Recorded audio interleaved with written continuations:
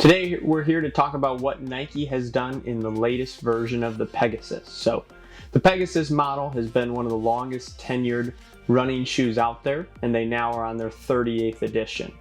They've done a few tweaks from the previous model, nothing too crazy. So if the Pegasus 37 worked really well for you, or you were interested in trying it but never got around to it, the 38 is going to be one worth coming to try out.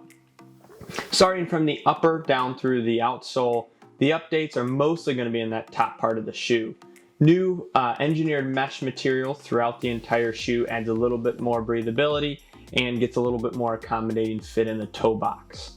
They've also added a few extra eyelets and changed the Flywire construction around the arch of the foot, around that midfoot, so it will still get a really good wrap and hold, but it's going to have a little bit more of a relaxed fit, not be too tight.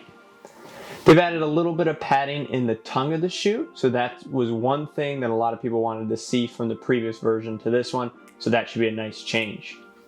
In the midsole and the foam of the shoe, everything stays exactly the same as the previous model, so that's going to be the Nike React cushioning with a larger zoom air pocket right in that midfoot to give us a nice bounce off the ground.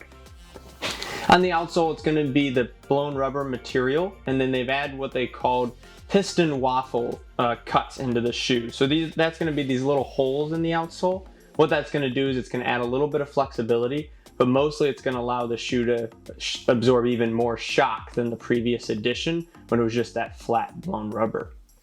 Overall, the Pegasus had a few minor tweaks and changes that should make it even a little bit better than the previous model, and definitely one you're going to want to come check out at any of our Naperville Running Company locations, and you're going to find it for $130.